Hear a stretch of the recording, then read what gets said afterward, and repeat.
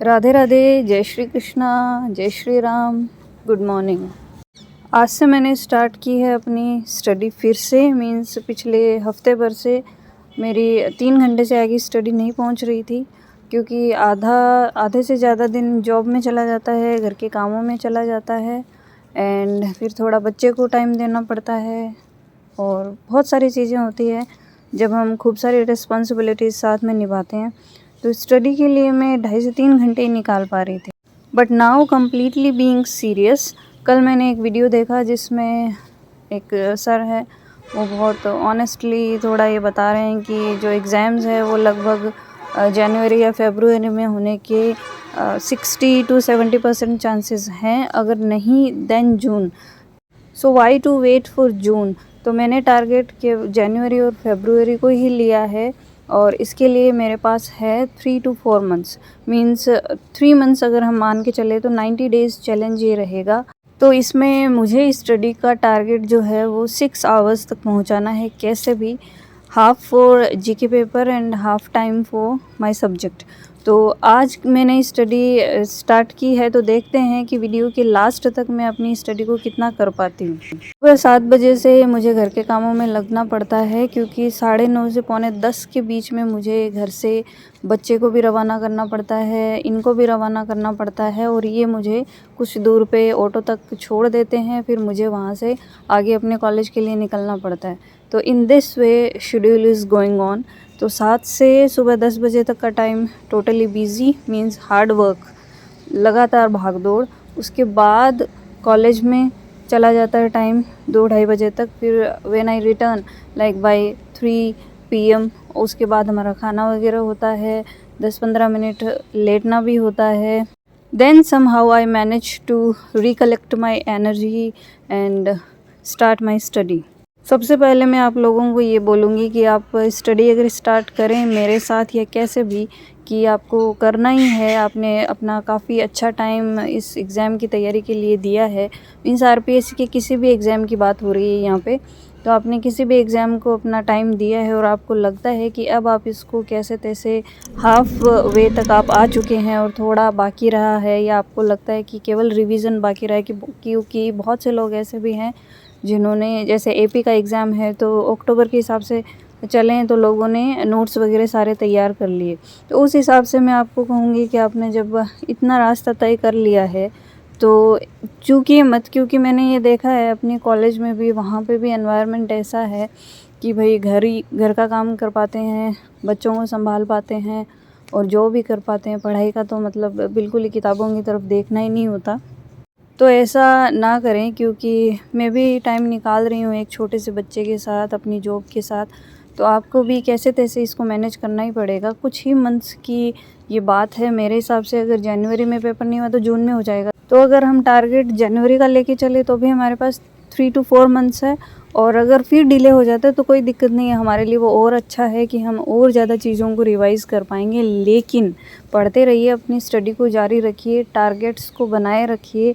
और जिन टारगेट्स को लेके आप स्टडी कर रहे थे कि हमें ये एग्ज़ाम क्रैक करना है, तो इसको क्रैक करने की पूरी कोशिश करें, क्योंकि अभी वाला जो चांस मिला है वो बहुत अच्छा वाला चांस है। क्योंकि हमसे बेटर जो लोग सिंगल है, या केवल सिंगल की बात नहीं है, मीन्स जो पहले से तैयारी कर चुके हैं, या जिन्होंने, कई ऐसे लोग भी होंगे यहाँ पे जिन्होंने अक्टूबर तक तो 2-3 बार रिवीजन भी कर लिया होगा। मीन्स उन्हीं लोगों का यहाँ पे सिलेक्शन होता है। और जो स्टडी को कंटिन्यू रखेगा, जैसे अभी लोग हार मान चुके हैं, मीन्स छोड़ चुके हैं, स्पेशली वो लोग जो जॉब वगैरह कर रहे हैं, तो उन लोगों का कहना है कि हमें अभी टाइम ही नहीं मिल रहा, टाइम ही नहीं निकाल पा रहे, तो हम कैसे करें, स्टडी के लिए समय ही नहीं है, तो हम कंटिन्यू कैसे रखें। लेकिन यहाँ पे जो लोग मेहनत कर लेंगे और जो लोग टाइम निकाल लेंगे और उसको मैनेज करते हुए स्टडी कंटिन्यू रखेंगे, वही यहाँ पे जीत में रहेंगे। तो हार नहीं माननी है। मीन्स अगर टाइम नहीं निकल रहा है तो 2 घंटे 3 घंटे कैसे भी मैनेज करिए। तो इसलिए मैंने ये 90 डेज़ चैलेंज स्टार्ट किया है, जिसमें स्टडी कंटिन्यूसली रखनी है, और मुझे मेरा जो टारगेट है वो 5 से 6 घंटे तक पहुंचाना है।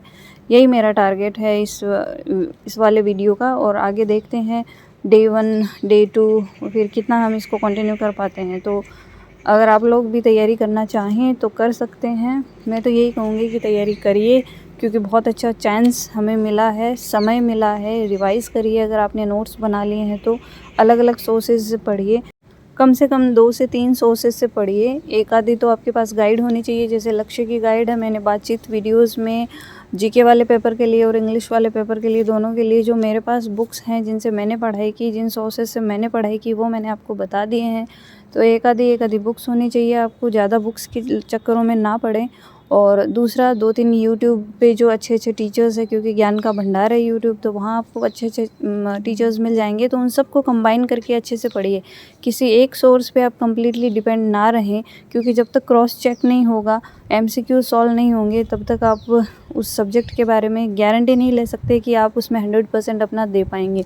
तो 2 से 3 सोर्सेज से अगर पढ़ा हुआ होगा तो एक अगर सोर्स कोई चीज़ मिस करता है तो दूसरा नहीं तो तीसरा आपको वो जो चीज़ें मिस हो चुकी है उनके बारे में एक्सप्लेन कर ही देगा।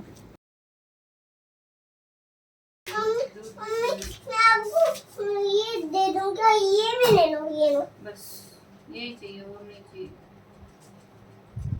फिर आप खत्म कर लोगे, फिर आप ये वाला काम खत्म कर लो, फिर आप ये वाली नोटबुक ले लेना।